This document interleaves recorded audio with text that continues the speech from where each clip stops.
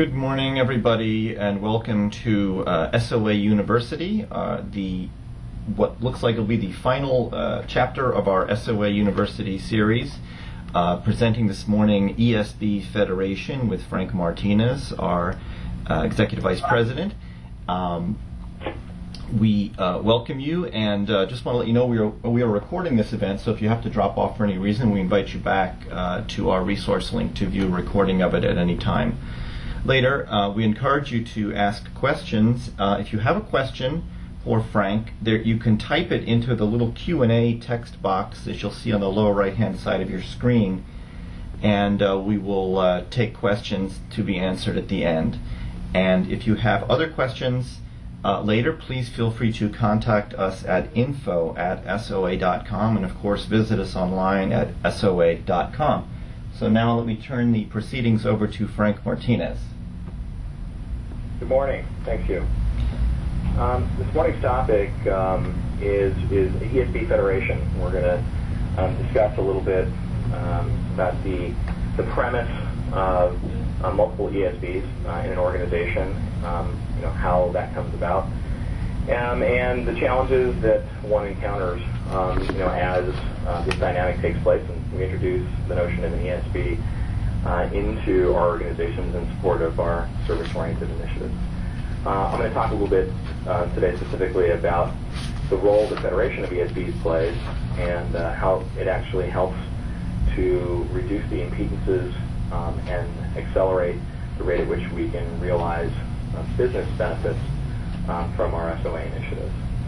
So just as a little bit of a lead-in, for those of you that are on the call today that aren't familiar with our company, just want to provide a brief overview of the company. We're headquartered in Los Angeles, California. We are today the largest platform-independent SOA infrastructure vendor with a set of offerings in the management, security, governance, and mediation domains. Those are the four primary areas that we are addressing. The company has been led and continues to be led by a very experienced management team that's very customer and market focused, and we will definitely continue to execute in the marketplace in a way that hopefully meets and anticipates the needs of the market and customers.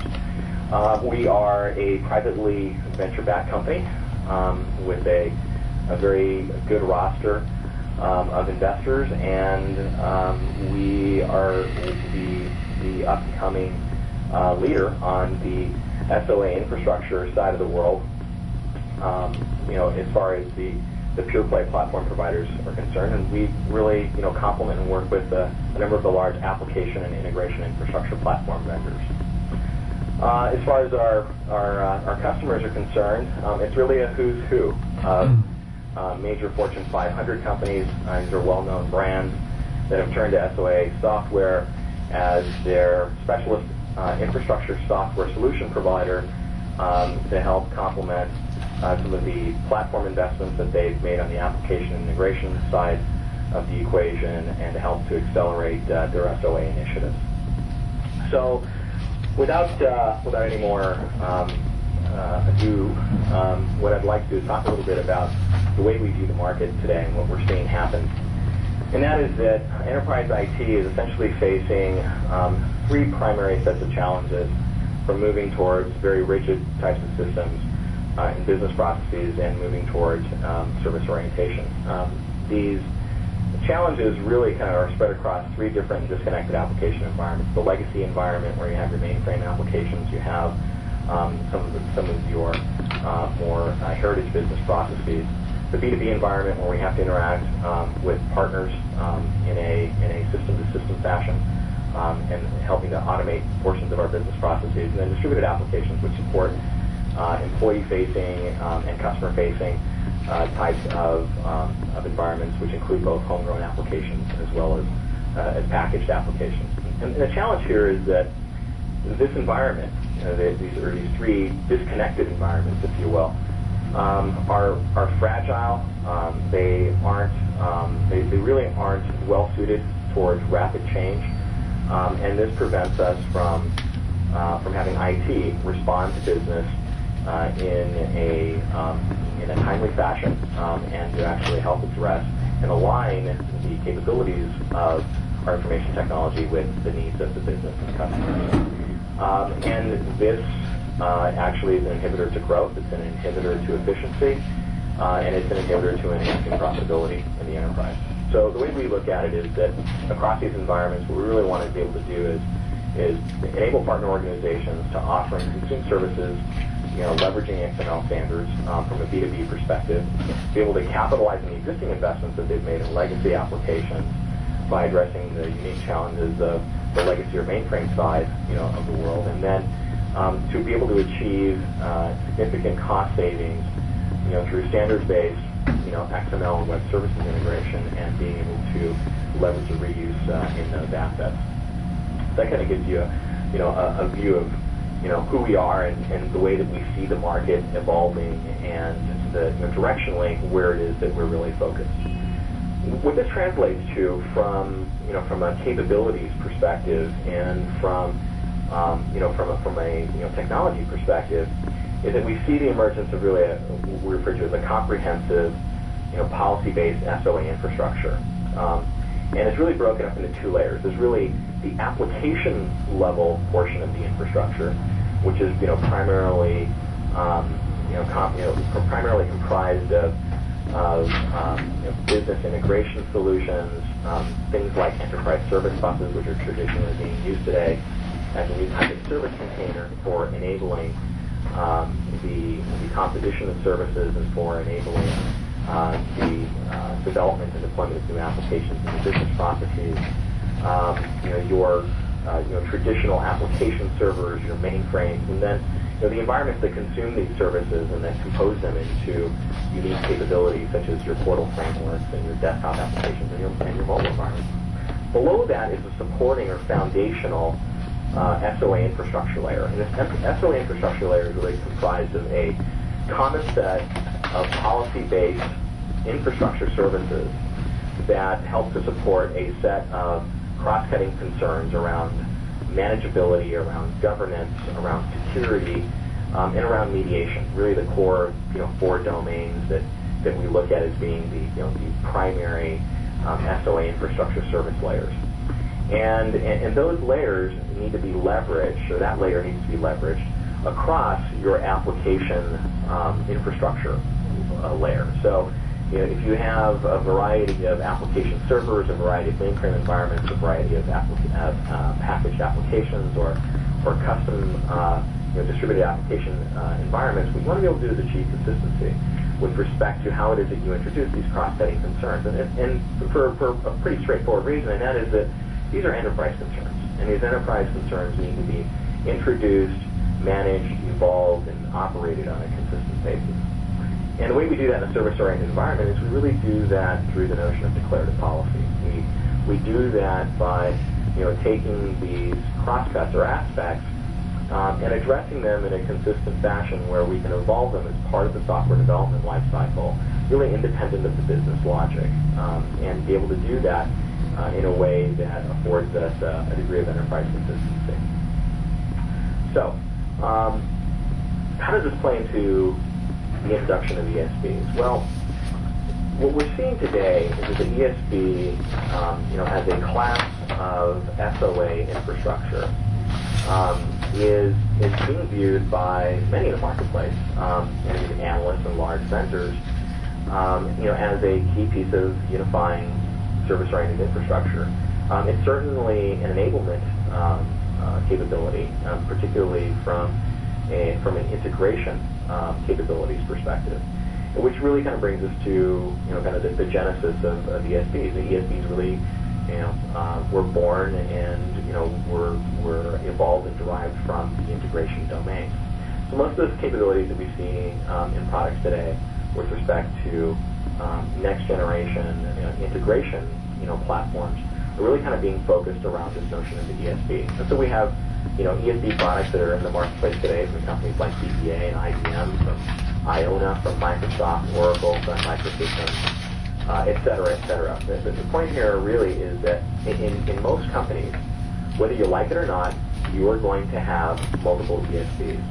That's because the ESB is really being positioned today and being introduced today as the next generation service container, primarily for integration-related services. So any one of the large application platform or integration platform vendors that is introducing next generation integration capabilities will probably introduce them in the form factor of an ESB and will deliver them in conjunction with a service container. That service container, at a minimum, really consisting of four types of capabilities. The first is a set of access services, or adapters, if you will, to native resources, whether it be packaged applications or custom.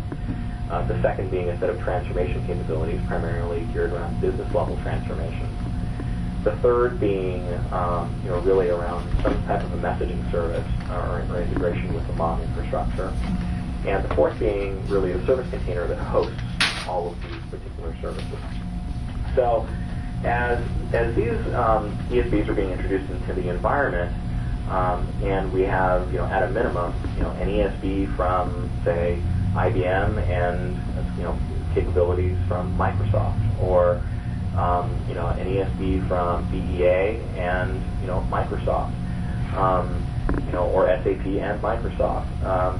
You are going to have you're going to have multiple ESBs in the environment, and this will introduce a set of impedances which can, in fact, become an obstacle in accelerating the results that you get from your SOA initiative. So one of the key things here really is to begin to consider a more federated approach, which introduces the concepts of both virtualization and mediation to help decouple the dependencies that begin to be introduced as a result of having disparity in the capabilities of the ESB environment, as we've had traditionally in both our application integration platform environments and our integration environment. So, as some of you may know, SOA Software acquired Blue Titan earlier this year, and along with that came some capabilities in the Network Director technology portfolio, which has now been integrated into the SOA software product portfolio, which really helps to broaden the capabilities that we bring from a service-oriented infrastructure perspective to ESB projects. The combined strengths from the Network Director technologies into the SOA software portfolio really enhances our position and has resulted in what we really refer to today as an ESB federation solution. And I'll talk a little bit about that and what the different pieces of that ESB federation solution are. So let's kind of just walk through that right now, from a product overview perspective. I'm going to give the short version of this today so that we can focus a little bit more on the topic at hand. But if you just take a look at the SOA product portfolio today, it basically consists of four primary products. Really the centerpiece of that being our Service Manager product. The Service Manager product is a standards-based service management product with support for the web services protocols. It is powered by a set of UCI-based interfaces for integration with third-party registries and repositories. And it acts as the central point of policy definition, administration, and management for our different runtime pieces, where our runtime pieces are our Partner Manager, our Solo product, which is our mainframe product, and Network Director, which is our intermediary platform with a variety of intermediary form factors. Partner Manager product is really an extension of the web services management, provisioning, lifecycle management capabilities into the B2B domain. So a good way to think of it is a B2B perspective, into your SOA environment, with unique sets of capabilities for self-administration, configuration, et cetera, et cetera. Our Solo product is really unique, and that's a native web services platform. It is a platform for both consuming and exposing policy-based web services native on the mainframe, and really targeted at the TICS area of the mainframe. It is a proven production product today at very, very high scale, more than 2 million transactions a day, and at Merrill Lynch, one of the largest financial services companies in the world. And it features a design center that is built for, by, and from the mainframe perspective. So it's really focused on lifecycle management, from a mainframe perspective, development activities, composition, et cetera, et cetera. And then we have our Network Director platform. And the Network Director platform really is focused on runtime policy enforcement and governance, as well as being focused on the runtime aspects of management and the mediation capabilities that we introduce, the policy-based mediation capabilities that we introduce into the SOA environment. That platform is really comprised of 3 different types of intermediaries. The first of which is a typical standalone intermediary, which can be used across a variety of environments, regardless of support from an endpoint perspective. The second is support for in-container agents. We have native in-container agents for .NET and J2EE platforms. And the third is really a set of client-side delegates, which support policy abstraction and security model abstraction from the application programming model, at the composition layer, whether that be an ESB or composition engine, which is leveraging that, or a portal application, or likewise client application. The way that all these pieces kind of fit together is, from an architectural perspective, is that they're all components of a policy-based infrastructure. The policy definition points in your traditional reference architecture here would be the service manager, the partner manager, actually act as a class of policy enforcement points. Policy mediation points come from our Network Director platform, and our policy implementation points are our client-side delegates that allow you to actually put policy onto the wire and do that in an abstract fashion without having to expose developers directly to the complexities of making that happen. So that gives you a little bit of an overview of the different capabilities that we have in the platform, as well as the role that each of the products in our platform help to provide in a distributed SOA environment. What I'm going to talk a little bit about today is really the notion of services networking, which is a federated approach to SOA. And this is really at the heart of how we view introduction of federation capabilities into an SOA infrastructure. So first of all, let's talk about the notion of a services network.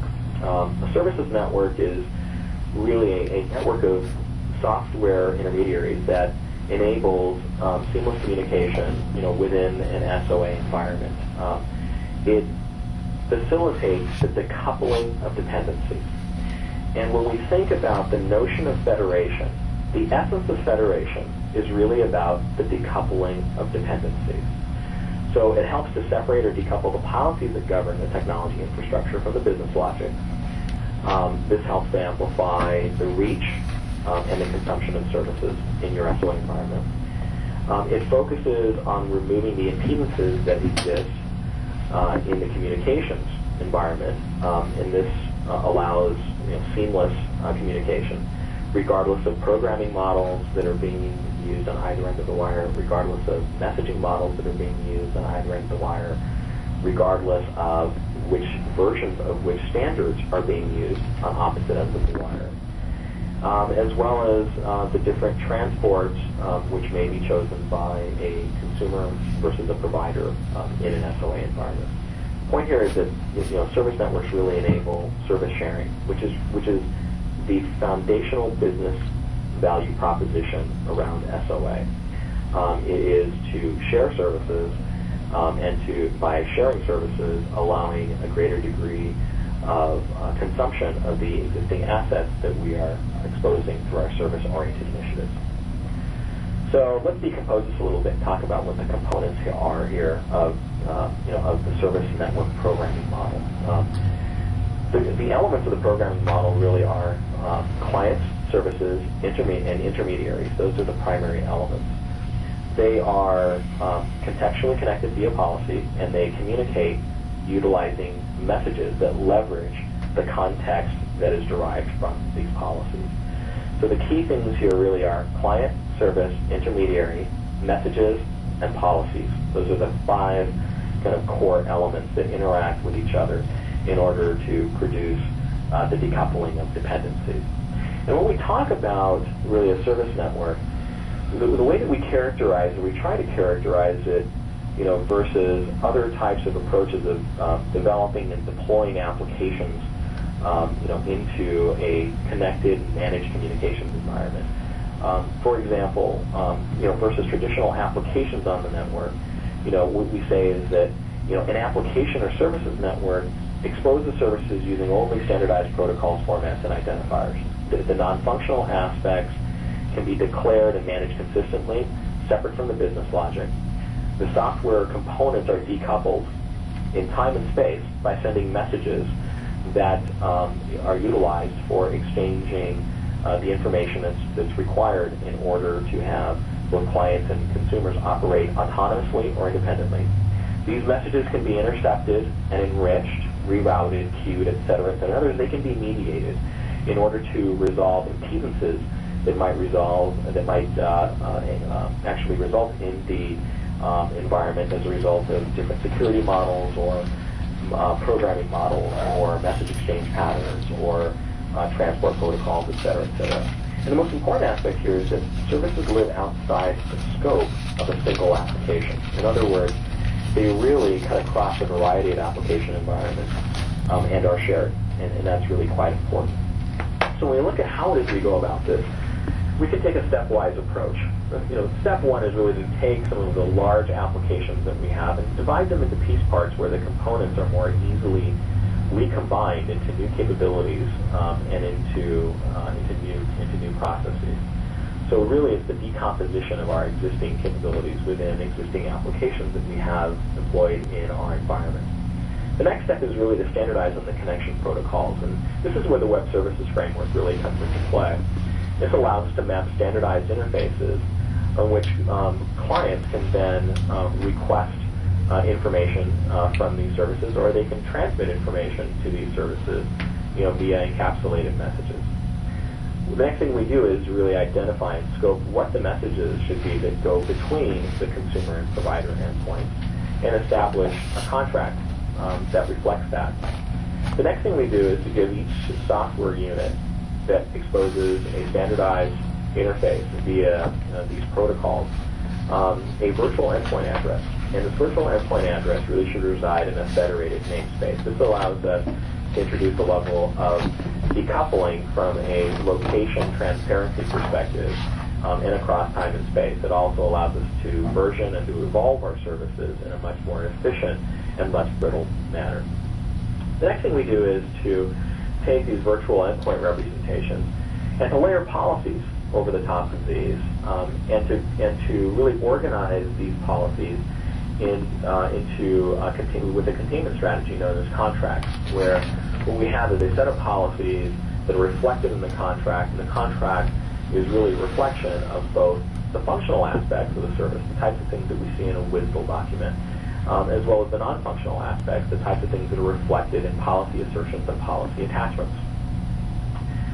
We can then take and document, categorize, and promote these interfaces and these rich services by taking and registering the service assets along with all of their related artifacts, the addresses, the policies, et cetera, into a service network registry and the accompanying repositories which need to be updated with that. As a result, we will then begin to see the emergence of a service network meta model. The service network meta model really reflecting the dependencies between the elements in our SOA infrastructure, our intermediaries, our clients, our services, our endpoints, our policies, our virtual endpoint addresses, our contracts, et cetera, and the relationships and dependencies that exist between them.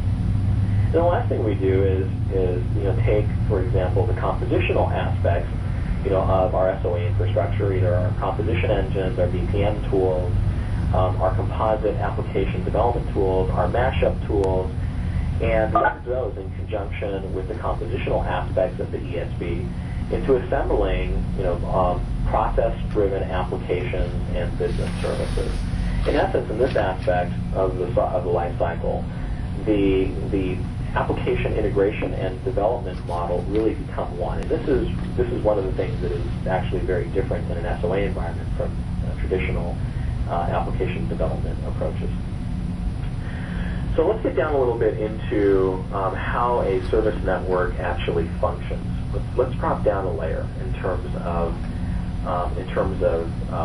technical capabilities. A service network is really a policy-based runtime governance infrastructure that enables tolerant communications between the clients and the services in the SOA environment. What this means is that we really take and embrace Postle's law, where Postle's law essentially says that you should be tolerant in what you accept and you should be judicious in what it is that you expose. And we codify this, and we actually support it within our software infrastructure. This type of an environment is characterized and built around a network of software-based XML-aware intermediaries. These intermediaries allow you to take the non-functional concerns and to describe them declaratively, manage them separate from your business logic.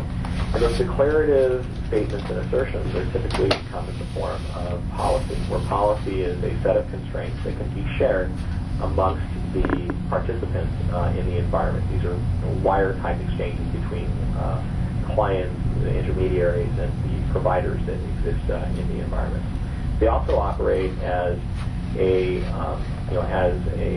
environment providing dynamic resolution of the syntactical incompatibilities or the non-functional aspects that reside in the environment, as well as doubling up as distributed policy enforcement points.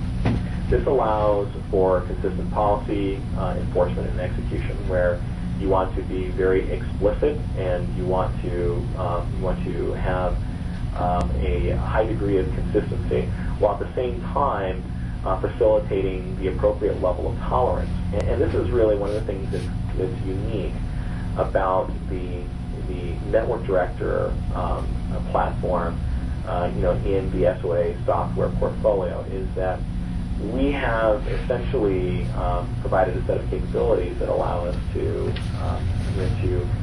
deliver tunable tolerance into the SOA environment. You can kind of turn the knobs back and forth, between what degrees of tolerance you want versus what degrees of control you want, and allow for appropriate balance given the situational context in the environment. So what does this type of solution look like from a deployment architecture perspective? Well, one of the things we can see here is that we have kind of different layers here in a deployment architecture, starting with the back-end services, the back-end applications that have been exposed as some of the component services. We have a set of intermediaries, or types of intermediaries here. We have perimeter intermediaries, we have functional intermediaries, we have non-functional intermediaries. Where the perimeter intermediaries really are provided by products such as XML firewall platforms. These typically provide things like threat protection, encryption, decryption, acceleration. These tend to be processor intensive, and that are really the subject of very low degrees of dynamicity. In other words, there's a significant degree of change which is taking place in the environment, and the degree of contextual dependencies that have to be analyzed at runtime really are quite low. And this really is well suited towards hardware-based acceleration. The next type of environment that we really see here, beyond our perimeter intermediaries, is really the notion of our non-functional intermediaries. Our non-functional intermediaries really address the non-functional resolution aspects. And this is really where the Blue-Type Network Director technology came into play as a great fit in the SOA software portfolio. Here, what we're doing with our Network Director intermediaries today is providing support for impedances between different versions of the WSR specification.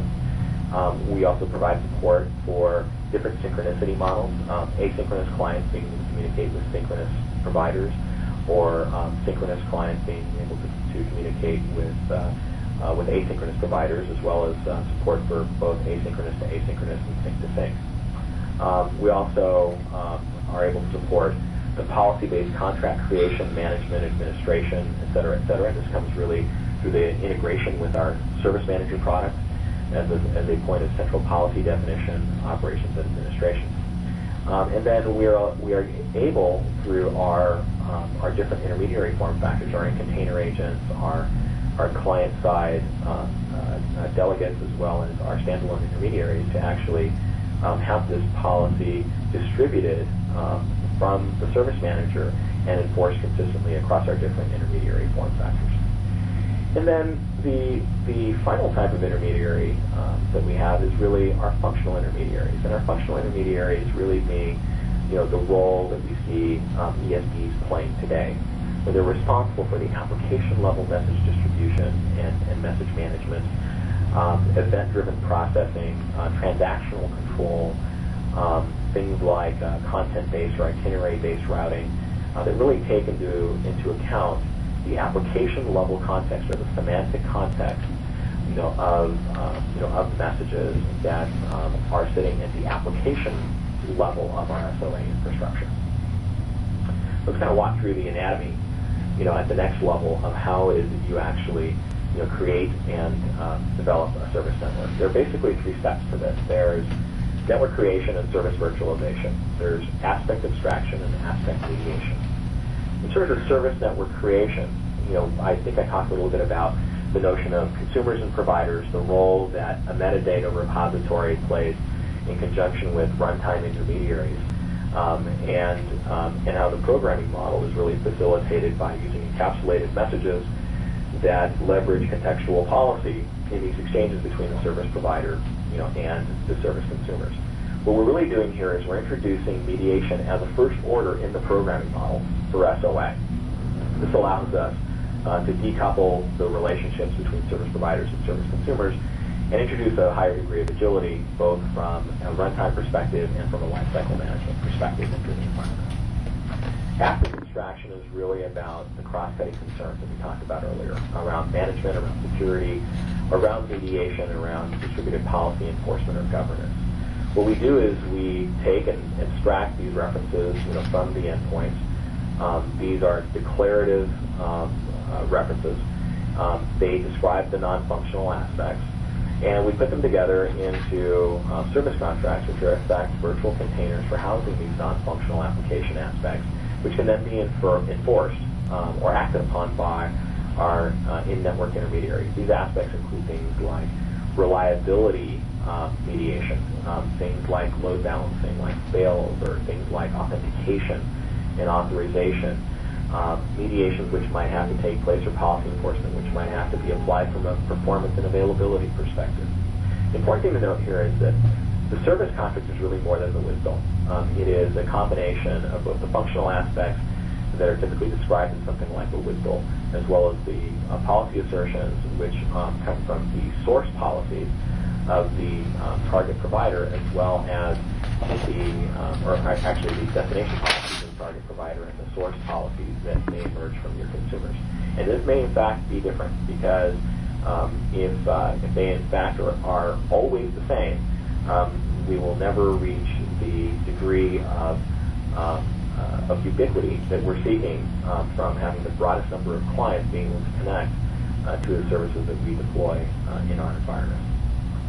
The last aspect here is really around aspect mediation. So as we've now set up the network, we have the appropriate entities in the network, we describe them using policy, and the aspects are now declared. We have the opportunity then to apply mediation to any of the impedances that might actually result between differences in the aspects that we've extracted.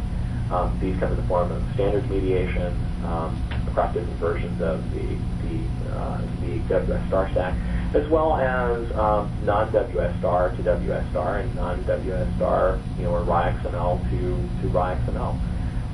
being able to resolve those impedances from a programming model perspective, whether those be POX-based or whether they be REST-based, whether it be REST programming model to strongly typed WSR model, or vice versa, actually becomes quite important in the environment in terms of enabling and driving tolerance. The next area is really around protocol switching and mediation. This really focuses on the syntactical aspects. And then the last is really invocation pattern mediation, where we can go ahead and bridge impedances between synchronous and asynchronous invocation patterns that you might want to introduce into your environment. An example of this, which really kind of brings, which really kind of, makes very concrete, or brings to the forefront one of the very straightforward values of ESB federation, for example, is the ability for any client to be able to communicate with any one of your ESBs. In this particular example, we have a set of JMS-based ESBs. Each one is actually federated as a message provider, within the service network, and can be addressed consistently from any SOAP client communicating over HTTP or any XML client communicating over HTTP. The inverse of this is actually just as true. So what we've done here is, by introducing the notion of the service network, we have virtualized each of the requisite ESBs. They're simply another set of service endpoints on the service network. We have abstracted the constraints or policies of those destinations, and we are aware of them. And we have the ability, by understanding the capabilities or being able to determine the capabilities of a broad set of consumers, to mediate any of the impedances that actually exist between any client and any one of the ESBs in this environment. Now, any one of these ESBs could actually be one of the clients or one of the consumers in this environment as well. So, for example, if you had different support for WS addressing and the TIBCO ESB versus the IBM WebSphere MQ ESB, the SOA software ESB federation solution with our service manager products and our network director products can actually resolve the impedances that result in those different standards. If you have support for one type of synchronous communication between a particular version of IBM WebSphere MQ or TIBCO or Sonic or VEA, and a different one by its counterpart, we can resolve that impedance. We also have the ability to resolve security model impedances, as well as being able to resolve any impedances that might exist from a message exchange pattern perspective, or some of the other versions of the WSR stack, such as WS Reliable Messaging and WS Security, as well as the different encoding methods available in SOAP or non-SOAP communications. So what you can see here is that what we've effectively done is that we have taken any of the dependencies which might be projected through the destination policies that are surfaced out of any one of these ESB environments, and we have suppressed those dependencies that are being reflected in those policies by introducing our ESB federation platform as a means of both virtualizing and mediating the impedances that might exist in that environment.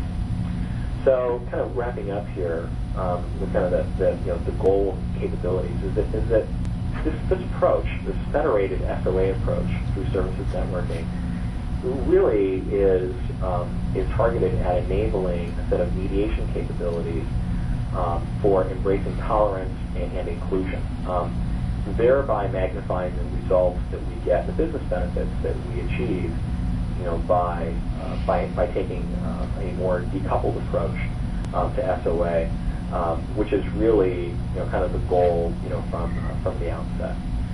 This also helps to mitigate the need for constraining the value that you can actually expose and deliver to a broad range of environments. The constraints around standards and platforms, messaging infrastructure, or deployment form factors that might exist from your different application level containers that are available in the environment. So that wraps up the presentation portion of today's SOA software SOA University session, and I'll open it up for questions at this point in time. Great. Thank you so much, Frank. We have a couple of questions. Here is one. It says, is JMS bridging in production at one or more of your customers? Yes, JMS bridging is in production today at a variety of our customers. And this is actually one of the very common scenarios that we see. Some versions of MOB platforms or some versions of ESB products which are backed by MOB platforms or integrate with MOB platforms today are really much more well suited towards, for example, being able to send plain old XML messages over JMS. So a very common scenario that we see in production environments today around JMS bridging is not just being able to actually bridge WS star onto JMS, but more importantly, in some cases there are actually advanced semantics which are being put on the wire in the form of WS reliable messaging, leveraging SOAP over HTTP from the consumer side, as an example, and then terminating, as an XA transaction, for example, using plain old XML over JMS. Because some of the messaging infrastructure capabilities of some of the ESB products today haven't necessarily evolved to supporting the full semantics of the WS star stack, and particularly around things like reliable messaging. And as they are, there are different versions of reliable messaging which are being used in conjunction with those JMS implementations on the back end. So we are seeing that, and we're seeing both SOAP and WS star to JMS bridging, plain old XML over JMS bridging, as well as seeing POX and HTTP onto XML over JMS bridging as well. Okay, one more question, and then we'll wrap up. The question is, don't some of the ESBs already do this with their adapters? That's a great question. Adapters, really are targeted primarily, and have been targeted primarily at really providing native interface access, to resources that exist, in the environment. So they really have much more of a resource level orientation than really being geared at much more of a protocol level or protocol oriented type of abstractional orientation. And the fact of the matter is that they actually don't do a very good job. It's not a very agile approach. In fact, it's a somewhat brittle approach to try to leverage some of the adapter capabilities that exist in most of the ESB environments to try to solve this class of problem. If you are leveraging an adapter, just from a software development lifecycle perspective, one of the things that is pretty prominent is that when there's a change in the adapter on one end, if you're talking native to something else on the other end, you're going to be susceptible to brittleness. You will, in many cases, have to redeploy, an updated version of that adapter. And one of the things that we're trying to get away from here is the continuous, cycle of, full regression, full deployment, testing, full functional test, for those classes of changes. We're trying to move towards more of a metadata-driven or policy-centric, type of changes to the environment without having to introduce that same level of brittleness. Well, great. Well, thank you so much. One thing, are we distributing the deck to people who want it, or? Absolutely. Okay. What they should do is contact us here. Right. Provide a contact, address, yes. For the deck. If you want to receive the deck, please send us an email to info @soa.com. Or if you think of any questions later, we can pass them along to Frank, same email. And please visit us online at www.soa.com. Thank you very much for joining us this morning, and have a great day. Thanks, Frank. I'm going to sign off now.